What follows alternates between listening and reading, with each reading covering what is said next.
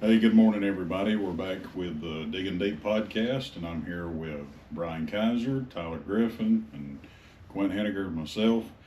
Um, Today, we've got a handful of questions that we think are not only timely to what's going on outside, but also maybe a few things that I think we can kind of open up for discussion as to, you know, how is our industry impacted by, I guess, the way the world is today. And so, as we get into that, I'm going to start us off with maybe with a little bit of an easy one, and then we'll pick up the heat as we go. So, to start with, I'm going to ask you, what's the importance of putting out mulch and pine straw, and which one is most cost effective?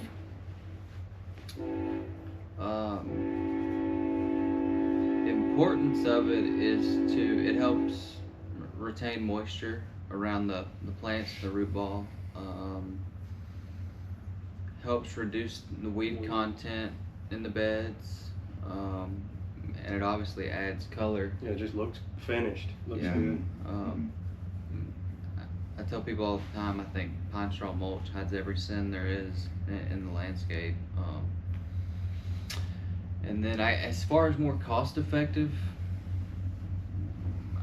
what pine straw I think is. Yeah, pine straw would be more cost effective on a grander scale for sure.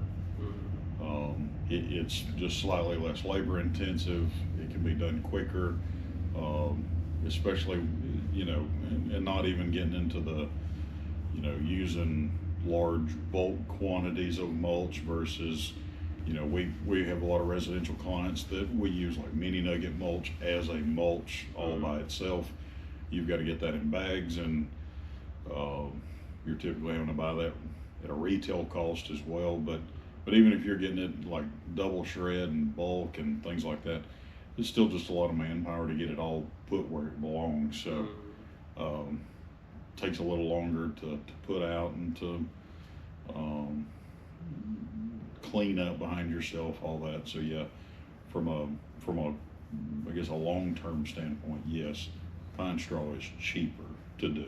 I think the straw lasts a little longer too, as far Yeah. as breaking down. Yeah, in the right places. If you've got a property where you've got a lot of runoff issues and stuff like that, the absolute last thing you want to do is put mulch there. Don't put mulch on slopes. Don't put mulch, in places where we see it all the time, where people have downspouts and they'll plumb them out with those little, crinkled 3-4 foot hoses, and they'll let it dump out into their bed space. Blowing it all out. And it's just pushing mulch all over the yard and everywhere else. And it just,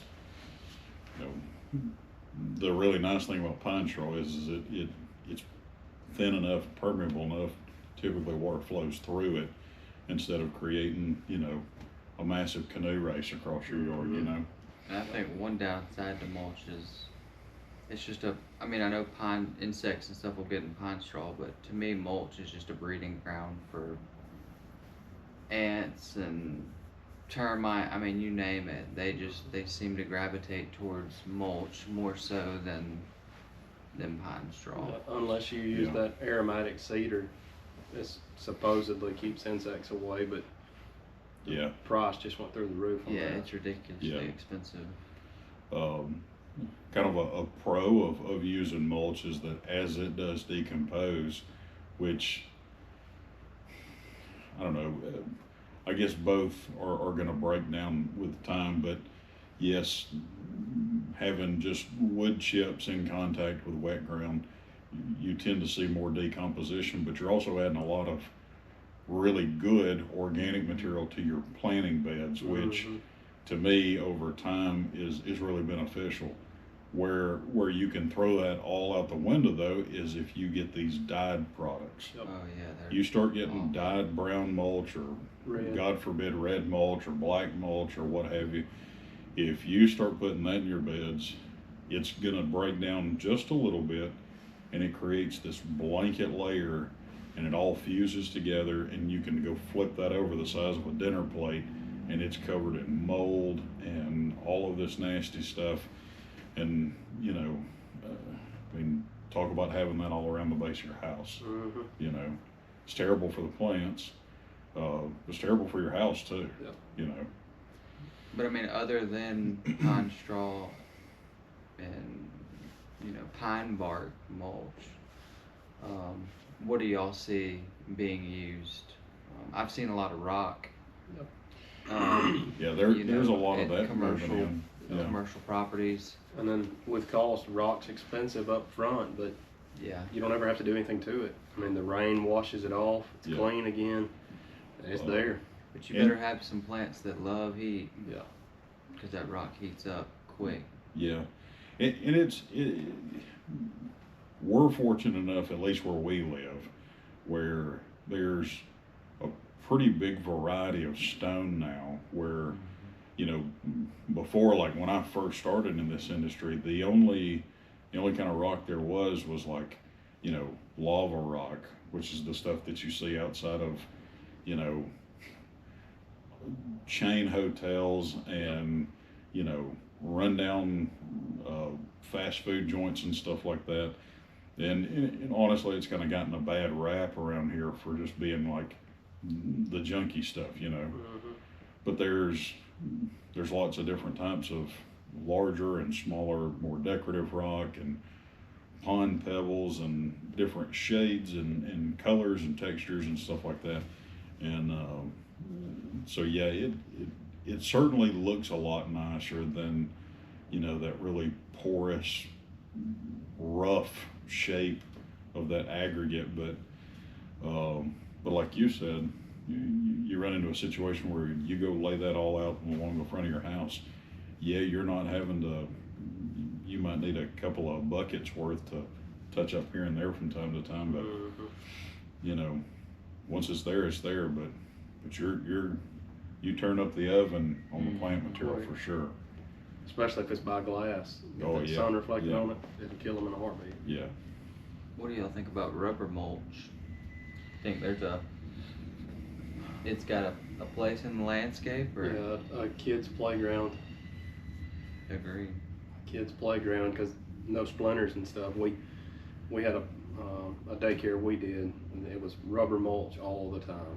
That's all they ever put. So even with something like that, and I only say I speak from experience in a previous life when I worked at another place years ago, we did that. We put out, they were dead set on this brand, this kind from this distributor, and we got it, and it was like a black and blue mix. Yep. And there were still, because it was so they were trying to go for like this very recycled, you know, kind of very granola approach to the landscape. And there were still bits of the steel wall Mhm. From the hanging time. out of from where it was originally a tire and been shredded. Yep. And I think within like the first month, you know, I don't even remember, it was dozens of stitches to different kids for Mhm. falling in that stuff and getting slashed open and stuff. So even with that, you got to be really, really careful. Mhm. So get you in trouble in a hurry. Mhm. Okay, so another question I think is pretty timely to right now is, why would you aerate your lawn? Is it necessary for everybody to do?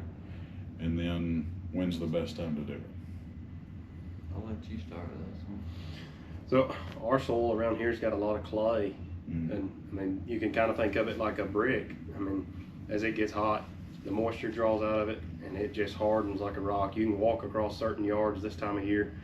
I mean, it's like walking on concrete. If you go in, you got two basic types of aeration. You got spike and then core. So one's just push in a hole, the other one will pull the plug out. It does help in high traffic areas. It's why golf courses do it. It's just getting pounded with people on it all the time. But it will help get nutrients and water down. But for your yard, I'm not going to say it's absolutely necessary. Where would you say it is necessary? From a commercial standpoint. all your sports turf and all, I would definitely do it. Okay.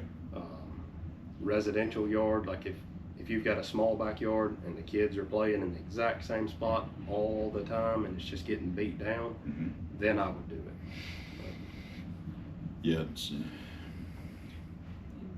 I mean, it helps, you know. Oxygen, you know, is another important thing of the lawn as well. It helps, you know, it opens up the pores of that soil and whatnot, and allows oxygen to get down in there and kind of do its thing as well. So there's numerous you know, good things about it. Like he said, it's kind of a case by case scenario. We've got people that want it every year, like clockwork every spring, and some people that just based on our recommendations. So it's really just a case by case scenario.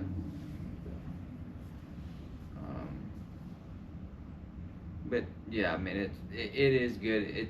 To me, if you're questioning it, go ahead and do it. Especially for the cost, it's one of the cheaper things you can do for the Yeah. yard. yeah, and I don't. Sure, there might be a few times of year where I would say this is a dangerous time to do it, leading up to a very bitterly cold and,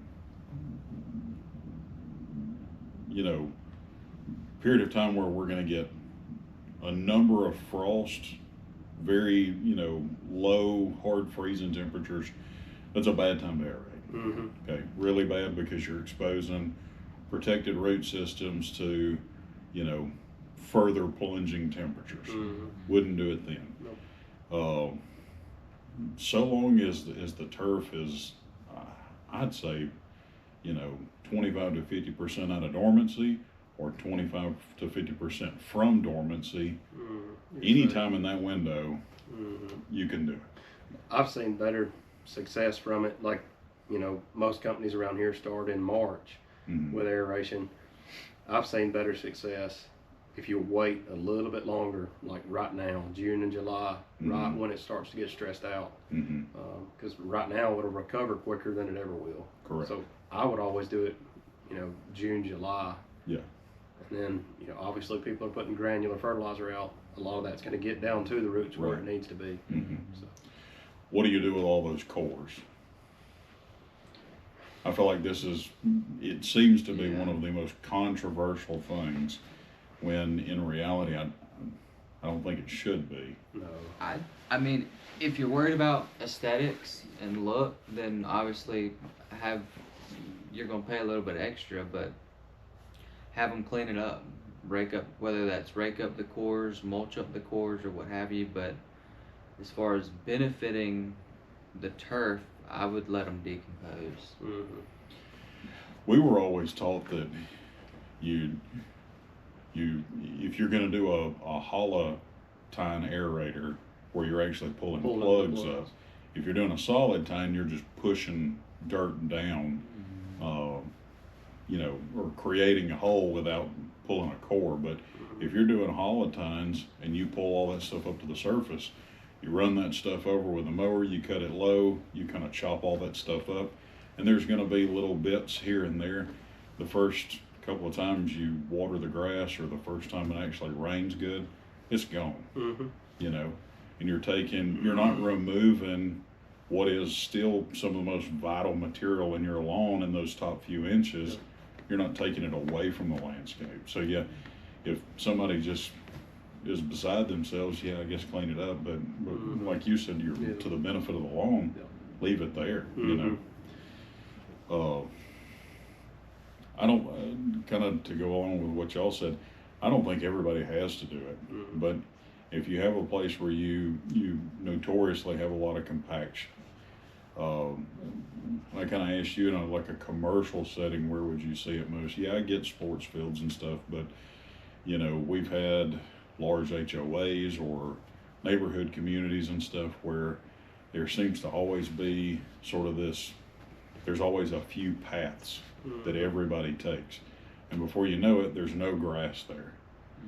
you know, and so it's either let us come in, and even if we're not going to aerate the entire property, they may have tens of thousands of square feet of turf, then let us take and go be kind of precise and work those few areas over that are seeing all the foot Just get the traffic problem areas. and take care of those at least. Mhm. So, well, to kind of go along with aerating, let's talk about top dressing a little bit. So, tell me what top dressing is to start with, and when should it be done? Top dressing is essentially just spreading a thin layer of, it can, I guess, organic matter or inorganic matter, and you know, if you're using sand, spreading a thin layer over the grass, whether that's to, it helps thicken up some grass, leveling it if you got some low-lying areas, and even to patch in some bare areas. It allows the root systems that are on top, not under the soil, but on top, to find their way into that soil and root and spread that way. I think it's a good thing, but it's kind of like aerating, you know, it's kind of a case-by-case scenario. Rarely do we get phone calls for people wanting us to come out there and just top dress and sling soil or sand everywhere. But it has its pros and its cons, for sure. Would you top dress after you aerate? I would. I would. Yeah. I think you would have better results, for sure. It would be my number one reason to top dress. Mm-hmm. You know, I've pulled all these cores out, and yes, I'm gonna chop them up, but I would also like to go in, especially like what you were talking about. If I've got a really heavy clay, you know, just as soon as you scratch the surface of the turf, all you see is red clay. Well, I don't want to go and I guess this is where you get into what's the best product for top dressing. And I think that you run into a situation where it's still, like you said, it's very site specific. If I've got a property that's super heavy clay, you know, it's just, I don't care how many feet down I pound, it's just red clay. I don't want to add a bunch of sand to that, because when you mix sand and clay together, you get concrete. And so I'm just building a giant terracotta pot on my property. So I want to go back with as much organic material to start loosening up and helping to change the soil composition. You know, over time I can really rework the soil structure of, you know, if I'm lucky, maybe the first 3-4 inches, and that's where my turf lives, you know. And that's pretty critical there, but yeah, if I already have like really nice soil and I've got something good to work with, then yeah, I don't mind adding a little sand. Or if you have a really sandy property, it doesn't do you any good to go in and put more sand. You're further exaggerating nutrition runoff, and just everything's going to leach through that soil a lot faster. Your water won't hold, your nutrients won't hold, and so that's where you'll be in one of those situations where you fertilize and everything will look great for 2 weeks, and then by week 4 it's turned chlorotic again. Yeah, I think people, we've dealt with a property like that in the past. Yeah, I think people started picking up on the top dressing with sand because they see it on a golf course, but they don't realize that that's a sandy subsoil, and they're really more worried about drainage, and their turf program is so extensive that they're applying products at a rate and more frequently than your average company or homeowner, because they've got to get that course looking right, or they'll hear complaints from the players, or or this and that, but sand has no organic matter in it. So I mean, like you were saying, if you do it right after you aerate and you continue to aerate maybe on a by every other year basis, you're not tilling that in, but you're, like you said, you're changing and mixing that soil, that dirt in with the clay or what other soil is there in existence. So you're kind of tilling it, but not really tilling it, with a rear tine tiller, so to speak. You're mixing slowly but surely, mixing it all in, which overall is just a good recipe. We always use sand at the golf course just because that's what's already there. And I feel like that's what everybody sees and wants to do, but they don't see everything behind it. Those guys are out there putting a wetting agent just to try to keep that sand to hold a little bit of water for a few days. Right. So, I mean, if you've got water standing, nobody can play, and they don't make money. So It's all about drainage. it's all about quick drainage. Yeah, and if nobody's playing, they're not making money. So Yep.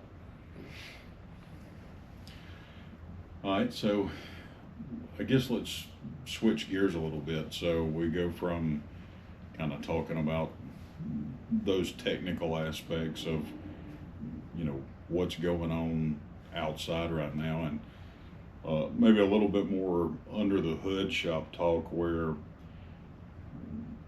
I guess I've got a handful of questions for you that are going to be maybe a little probing internally, sort of into your own affairs. And so, how would you describe the landscape industry as it sits today? I'll let you pick up since I did last. Pick up first, anyhow. I don't think it's good. No, To be honest I think with it's you. struggling. And I hate to say that, being in the industry, and have been in it for, over a decade, like I hate to see just the state of the green industry, so to speak. And maybe it's just where our region, I don't know. I mean, I don't think that our market, or us being in the southeast or anything like that, I don't think that we're like an exception. If anything, I think we're probably fortunate that we have more people still willing to work here than maybe in other parts of the country where it's probably much worse on them labor-wise. But yeah, I mean, it's just not what it once was, especially when I got into it, and I know probably when you got into it. I mean, yeah, it's a lot different. What do you notice as being, so if you say it's worse, what do you notice, what stands out to you as being worse? just obviously the cost of goods are always going to go up from year to year, but the labor issue, there was a point in time to where,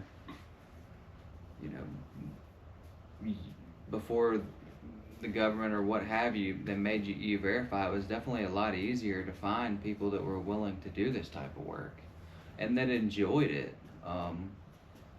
Nowadays, it's like pulling teeth to try to get people just to come in for an interview. And even then, that 1 out of 10 people may or may not work out, but going into it that, okay, it's probably not who I really want, but we just got to get bodies in the door to get trucks on the road and get stuff done in hopes that you can train them up, and that hopefully they stick around, and you don't run them off, or just the industry, the heat, and just everything altogether doesn't run them off. I feel like when we started, there was more young guys looking for a career out of it, not just a stepping stone job to get from one place to the next. I see a lot more of that, just trying to find a seasonal summer job until they figure out what they want to do. There's not as many guys that say, I want to be a landscaper long term. But even then, like when I got into it, I can promise you, I didn't I didn't graduate high school and say I want to be in the landscape industry. I grew up, you know, in sports, wrestling, baseball, so I had that physical aspect. Loved getting up, going to work, putting in some sweat equity, working out and doing all that, the physical aspects of it. So it was kind of something that the love of landscaping and just the physical aspect of it, I developed the longer and longer that I did it, and I had good mentors that were willing to teach me, and I was willing to listen. But no, it's not something that I saw, you know, 15, 16 years ago that I'd be sitting here today still in the industry. It's just something that I developed a love for and passion for the longer that I did it. And it literally got to a point to where I had put so much work and sweat equity into it that I was at a crossroads. Okay, do I go start something new, and start, you know, back at the bottom of the totem pole, or do I continue with this and expand on all this knowledge that I've gained and not just feel like it was all a waste of time? Yeah. And so I kept on and kept striving to be a better person and a better employee than I was the year before or even the day before, and hope that somebody somewhere down the road would see that, and you know, it would potentially take me somewhere other than just being in the field. But it takes somebody wanting that, wanting to go that extra mile, I guess, to get to this point. You know, you can't just go get on a truck, go cut grass, and then just go home and expect to be in a management role or a director role, or to, you know, even no matter how good you are, you've got to have some book knowledge and professionalism about yourself, or else, you know, nobody's gonna want to put you in that role. Well, Because the older you get, obviously, you know, the less strenuous activities you want to do, because you're like, okay, well, I'm 30 going on, you know, 40 something years old. I can't be cutting grass and moving 100-pound wheelbarrows all day every day without just it taking a toll on my body. So what else can I do to I guess get me to that next level, and that's going to essentially be book knowledge, you know. so do you think that's where the breakdown is? That they don't? I think so. Everybody just doesn't have that grit, and they just give up too easy. You know, there's something else they can go do. And I mean, you got people making good money on YouTube now, and they're just sitting at home or streaming a video game, and it's just I mean, obviously the whole world's changed, but I just feel like everybody's give a crap has disappeared. You know, they can just go find another job and they're okay with it. You know, they're not willing to stick it out and see the end results, and you know, finish something that they started, essentially. Yeah, looking back, I can remember a handful of guys at a previous company that, you know, I knew, like, quality wise they were way better than me, and they could have been, you know, a manager or director or something one day. They just completely got out of it and went a whole different route. And I feel like that's what people are doing now too. They're just not sticking it out, just like you said, and just finding something easier. Well, okay, so. But as you get into these different roles, your challenges are different. You know, I mean, my challenge 10 years ago was, okay, getting up, do I really want to go prune this half-mile long Elaeagnus hedge? Yeah. Well, now it's like, okay, I got to train these guys up and get them to do what needs to be done at these properties, hire these you know, just the whole set of challenges is different. Right. Which I enjoy, but it's still just as frustrating, you know. Sure. Well, none of us are doctors or lawyers or psychiatrists or what have you Yeah. for a reason. Mhm. You know, I'm not an accountant because, you know, I can't be inside all day. No. You know, none of us would make it in a cubicle setting. Mhm. You know, people would have our hides for working in an office all day. You know, and this is not it is a very rewarding industry, but at the same time, it is sometimes a fairly punishing industry. Mhm. You put up with extreme temperatures, hot and cold. You work outside. A lot of things that you touch or deal with will either bite you, sting you, Burn leave you. you colored in whelps, Yep. burn you, you know, do different things to you. You, if you're going to do this for a little while, you have to want to do it. Mhm. You either have to have incentive enough at home, like you've got to pay your bills and this is the best way to do it, Mhm. or you've got to really like doing this. But that's not to say that this job is like being a roughneck on an oil rig either. Oh no, I mean You there's know, it's not that dangerous. It's not that grueling. It's just not. Because there were a great deal of really good days to go along with the number of days that are, you know, that kind of kick your butt too. Mhm.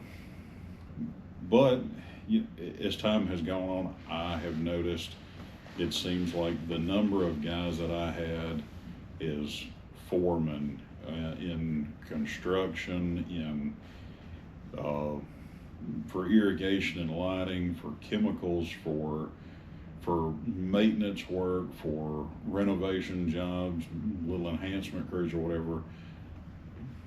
When I kind of start going through the Rolodex of where those, at least the ones that I've been able to keep up with to some degree, where are those guys now? The vast majority of those guys, not every single one of them, but the vast majority of those guys are branch managers and account managers and stuff like that. A bunch of them stuck with it. They grew and they took those jobs you were talking about. And I guess I say that to say I have noticed that, I guess to add to what you said, is I felt like when I got into this, even for the first, 10 or so years of doing this, the caliber of person on a truck, whether they were the foreman of the truck or the number 2 or number 3 guy on the truck, had a lot more work ethic, motivation, but more self-starting, qualities, and were just go-getters. Mhm. They'd go out there and they would just make it happen. They fixed the thing that didn't work. They figured this out. They figured that out, and they were out there just running and gunning all day. And as time has gone on, you see that there's sort of a real degradation in the level of initiative and just self-starting qualities.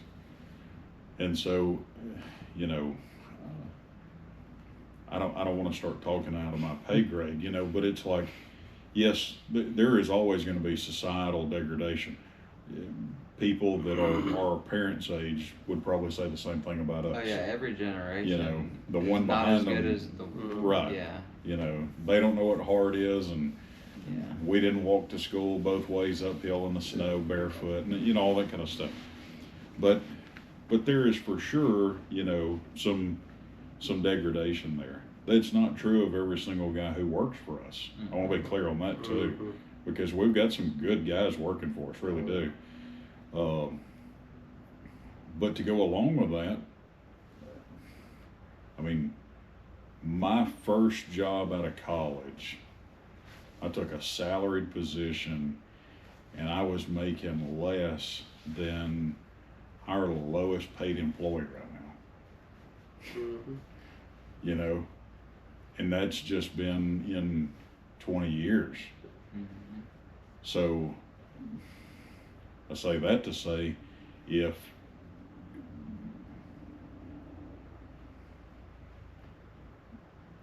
the scale of the economic pressure of working, really maybe period, but especially doing, if you're working fast food or you're working entry level positions, doing retail type stuff, or you're starting your career in construction or landscaping or most trades, you know, there is a period of time where you kind of have to go in and cut your teeth to learn how to do the job. And it seems that I don't know if people have lost their will to do it, as much as it is as expensive as everything is. You know, some people just don't see the light at the end of the tunnel, where, you know, I understand you might start out making $15, or I think California just raised their minimum wage to $20 an hour. You know, I don't know of hardly anybody who's starting pay at minimum wage anymore. Mhm. Not in Alabama. No. You know, I don't know how they would have them at a single employee. No. You know, I mean, like the Waffle House in Lincoln, Alabama, was paying people $20 an hour to make toast and fry eggs, And begging them to show up. and just hoping. We saw the Zaxby's last year. What was it, $22 an hour? Yeah, 22 or 23. Yeah. And so, you know, if you're gonna go into any kind of skilled craft, any kind of trade or what have you, you know, there's a period of time where you're gonna come in, you're the lowest man on the totem pole. You don't know how to do anything. You don't know how to use the tools of the trade. You don't know how to do things with you know, any real great deal of skill. But while the learning curve is the steepest when you begin and the pay is the lowest, the rewards and dividend of picking that up pays off really quickly. I think our industry, I don't know about all of them, but our industry, the pay scale from novice to proficiency, the pay scale swings really hard and really fast here. You know, the difference between someone not knowing how to use anything and someone who can run everything, they can drive for us because they have an insurable driver's license. They can speak to a customer without scaring us all to death, you know, that kind of stuff. Just those few personable skills, and then having the skill set to actually do the work that we do. There's a massive difference in pay just there, you know. And I think it is, you know, society, and just maybe just also, like you said, just people can, okay, if they're not where they want to, or they're not making the money within 6 months, if they have learned, you know, the basics of their job, if they're not getting a $5-6 pay raise or what have you, they can go deep fried chicken at Zaxby's for $22 an hour. I mean, but that's, you know, a society and economical, you know, issues that, like you were saying, that it's just tough for any industry to compete with, especially, I mean, I would say, as far as per man, without getting too deep into the weeds, like per man hour, like when you started off in the industry, and y'all were charging customers then, I mean, what's the percentage as far as an increase per man hour rate versus a pound of chicken? You know, like, it's all just, yeah, and that's all economics, you know. Yeah. But that all plays into it. You know, I mean, Yeah. people are so lazy these days. They're more apt to go DoorDash Zaxby's meal because they can. I mean, it's there. Um, you know, for a lot more than to pay somebody when they can to pay somebody to cut their grass when the industry is so saturated. You know, they could find somebody with a beat up truck and trailer who's willing to do it for next to nothing. Mm-hmm. But I don't know. It's just all like I said. We could go down a rabbit hole and go for days, but it's just I really think it's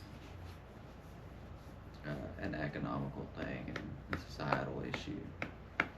And I don't know if it'll ever change. I don't see it changing. That's why I was saying earlier, I don't think it's getting better. No, and I don't necessarily think that it will. I don't think that it will get necessarily better, and I don't see. I guess to kind of. And I don't know how we as an industry or just the blue collar industry. I don't know how that evolves with it. I don't know. Yeah. Well, I don't know if it was the same for y'all because y'all are a little younger than I am, but when we were getting ready to graduate from high school, the whole world, society as a whole, was telling everybody my age that if you didn't go to college and get a degree, you were going to be a nobody, and so it was almost like it was a given. You had to go do that, or I was going to be renting space under somebody's porta-john to live in for the next 30 years. And honestly, for what the degree cost and what leverage it got me coming out of school, I probably could have picked up that same stride had I just foregone college, went straight to the industry and grown, but maintained a level of personal interest and digested every book I could get my hands on. I don't see any reason why I couldn't still be where I am right now. I can only think of maybe in a few instances where me having a degree in horticulture maybe gave me a leg up in certain situations, but not enough to always say that was the absolute best thing to do. But nowadays I see more and more people, and I don't think that, so I bring that up to say, I don't think that necessarily has changed a whole lot until maybe within the last couple of years, where the cost of going to college is 2 to 3 times as much as what it was even when I went to school. And especially for what I started at, but even kind of what the standard for the industry is kind of coming out with a degree now. To me, it doesn't. There are only a handful of degrees that I think you should be going to college to get right now. If you're not going to go be a doctor or a lawyer, well, the world has plenty enough lawyers, but if you're not going to go be a doctor or a psychologist or a lawyer or something like that, don't go to college. I mean, what are you going to do? Spend $150,000, $200,000 on a liberal arts degree? All that did was you just kind of hit the pause button on yourself for 4 years, and now you get to roll out and let Joe Biden contemplate your refund. I don't. It just doesn't make sense. Go start a career. And I can, I guess, doing my best to abstain from overly political conversations, but But it all rolls into that, you know. I mean, it all Yeah. it Well, all gets affected by it. it does, and you know, the more politicians get involved in this, the more political the conversation becomes. But Mhm. you know, but if you're doing everything you can, the dollar doesn't go as far as it used to. You know, things are more expensive. I'm not even going to get into where inflation comes for anything like that, but our dollar just doesn't go as far as it used to. And so as a result of that, you have people that are, you know, my education was X number of dollars, and I bet it's to go get the same education now is probably 3X, you know.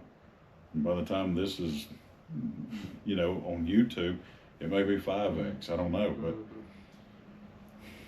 when you get into a situation like that, it also does the same thing to rent is more and gas is more and everything else.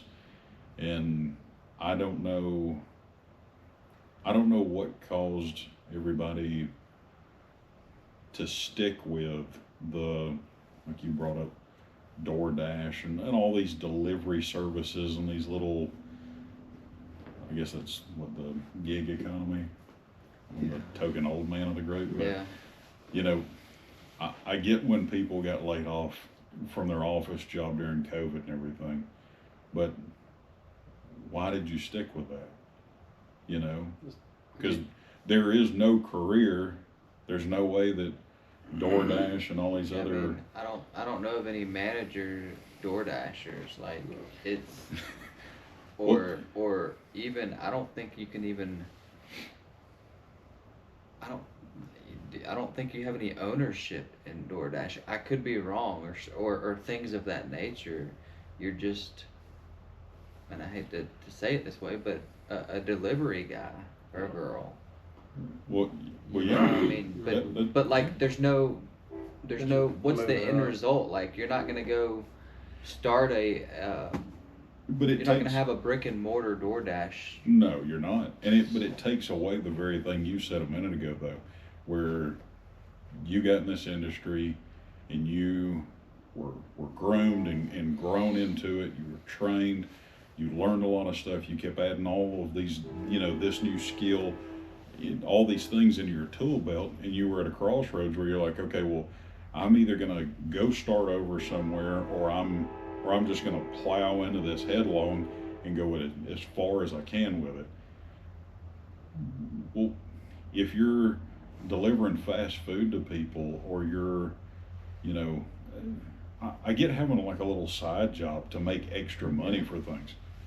Lord knows I've done it too, but when that's the only thing that you do, or you're gonna do this thing, I don't know. There's a million of these things now. There is no career path with that. Not. I think it's just something comfortable for them to do. I mean, you go pick it up, set it in front of the door, take a picture. You don't even have to deal with anybody. It's easy.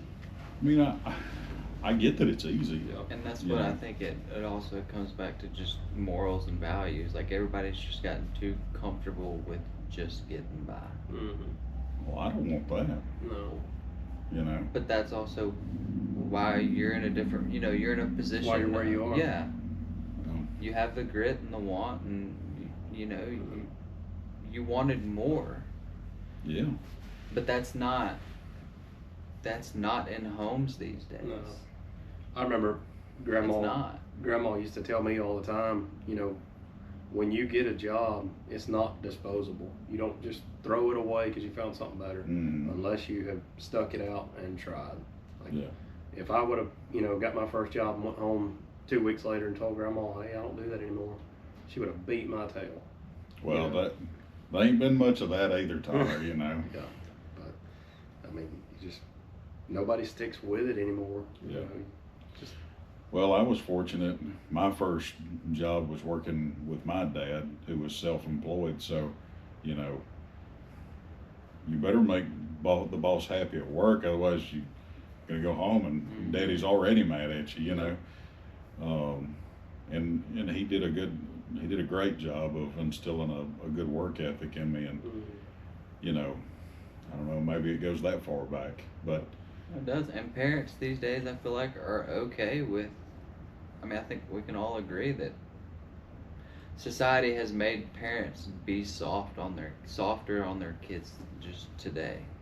You know, I mean, everybody's so quick to judge. You know how somebody's parenting their kids and this and that, and it's just created this soft environment. bunch of puddings. I mean, yeah, I'm calling a spade, and I think we can all agree, you know, and anybody in this industry would agree with that, or anybody in the blue collar industry would agree with that. You know, Yeah.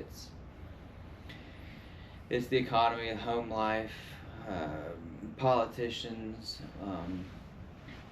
that all, you know, stems, you know, just from numerous things. But at the end of the day, it's the state of the industry, you know, and it is what it is. But you know, I'm curious to see how the industry, like I said earlier, evolves and progresses through all this. So I'll be curious to see in 10 years, 15 years, you know, not just where we are, but No, I mean, as an industry, yeah. where we are as an industry. Yeah. Because, you know, you got technology that's, I wouldn't say putting people out of jobs, but used to, you could hire somebody to go weed eat a hillside. Well, now they've got tracked robots that you can sit in your truck and operate, or set on GPS And let it go. and let it go. Mm-hmm. I know some farmers out in Talladega and Etowah County that have tractors probably worth more than our 3 lives combined, and nobody drives them. Just the software program's over $250,000. John Deere's got a crazy software that you can get, and you can program it, and you can run it, you know, basically from the other tractor. Yeah. It'll stay right beside you, like a bunch of harvesters. You can have the grain cart right beside you, adjust the speed. Yep. You can be right there dumping straight into it, and then hit a button and it'll go dump in the truck, you know, all by itself. Yeah. So, I mean, you just cut out a whole person's job there. For sure. Well, and that's kind of one of those things. I mean, you alluded to, you know, things have slipped over time, but a lot of that's because of convenience. Yeah. You know, you don't cook dinner because it's easy to call DoorDash and have them bring you food. Or I guess there's an app, right? Yeah, I mean, Of course even there is. even Walmart, you can get your groceries Oh yeah, delivered. we use that too. You know, I mean, it's all, there's pros and cons, but I'm you all know, for never going to the grocery store again. I hear you. You know, but that's true though. And so I guess I don't want to end this episode on like just this like, you know, pit of misery talking about Yeah, you know. it's really not. Well, it's not, because you know, we're still, by way of revenue, we're growing. By way of profitability, we're growing. The types of guys that we have in here right now are still good guys. They really are. But the number of applicants walking in the door is far less than it used to be. The number of people who are, you know, coming in, you know, consistently to apply for a job, you engage in conversations with them and stuff, the level of professionalism is not what it used to be. The just motivation to go get a job is not as high as it used to be. And so you see all these things, and it's like, well, some of that might be because other industries or what have you may have gobbled some of those folks up, and that's true, but there's also a lot of people who are just unemployed and seem to be okay with that. Yeah. And that's highly unfortunate. But to kind of, there's no doubt in my mind, because everybody's pushing electric equipment and this, that, and the other. We have to be, as an industry, growing very, very close to some I'm gonna say large technological breakthrough that is like the new no-brainer convenience Yeah. thing, you know. Yeah. And when that arrives, it will probably help serve as a shortstop for issues that us and every one of our competitors struggle with, you know. But I don't think that we're unique in that we're having people problems or what have you. I mean, we know of a company not far from here they have 3 trucks parked right now that aren't going out. That there should be 4 to 6 guys in. I mean, they're missing a dozen or more people right now from their labor force at that location. And that's not uncommon. You start going around and talking to people. We talked about subbing out some work a while back to a company Yeah. not terribly far from here, and he just told us flat out, like, you know, I'm 2 weeks behind on maintenance, and there's just no way I can take it. So, I guess talking about the future, you're really, really hopeful that there will be things that show up in our industry, you know, and maybe we can have some big green tractors going around cutting people's front yards and stuff like that. But I think that there will be things to come that will help us along the way as we continue to do this. But it requires us to be thoughtful and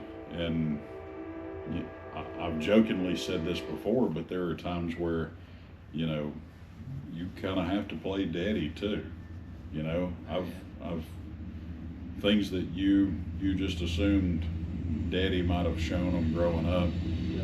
They didn't get that, and so instead of, you know, being overly critical or just assuming that they should know better or should do better, what have you, you know, sometimes you're doing a lot of training that has nothing to do with landscaping, and you know, and some of those guys end up being studs for you, you know, just because you took time to show them something that honestly ain't no man ever showed them before.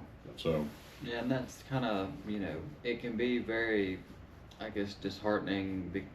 You just see the turnover rate, no matter how much you train or how much you try to teach somebody this or that. You naturally, as a human, you want to give up and say, well, I'm not going to waste my time on him. But, you know, every once in a while you find a diamond in the rough, and they work out for you. So there's just, you know, if you're going to be in this industry, I tell guys all the time, you're just constantly training. It never stops. And that's just, if, like I said, if you're going to be in this industry, it's just something you're going to have to get over and be okay with. So, I mean, yeah, it's, we wear a lot of different hats, you know, being in these roles. Like you said, being daddy, feels like being a caregiver sometimes, teaching them life lessons, you know, outside of just cranking up a weed eater or pruning a hedge or digging a hole. So it can be interesting at times. Yeah, you do. You wear a lot of hats, and you know, I mean, it's, I guess, really the most rewarding aspect of it. Used to a long time ago, it was, you know, look at the difference I made on this property or what have you, and then, you know, as time goes on, and been very fortunate here to, I'm sliding further and further away from a shovel, but I have to spend a great deal of time just helping all of y'all and seeing, like, you know, personal development, character development, you know, professional development, and all those things, you know, and how much y'all kind of grow up, you know, being here. And that's, to me, I mean, that's one of the most enjoyable things, is especially thinking about whether it's the two of y'all or it's other guys we have, you know. I mean, I told all of you before, like, I treat all of you like my little brothers.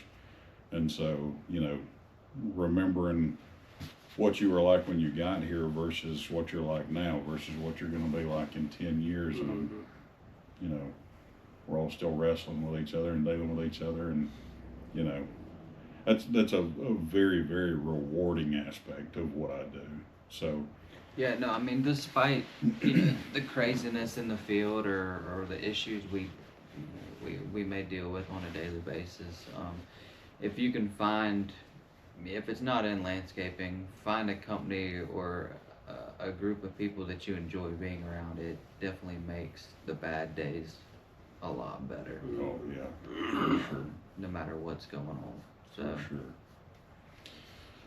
Well, I guess I won't hold us up anymore. kind of went off on a tangent, but Yeah, that's a pretty good one. yeah, So I enjoy 'em. we'll probably do it again next week and see who else we can offend next week. So y'all have a good one, and we'll talk to y'all soon.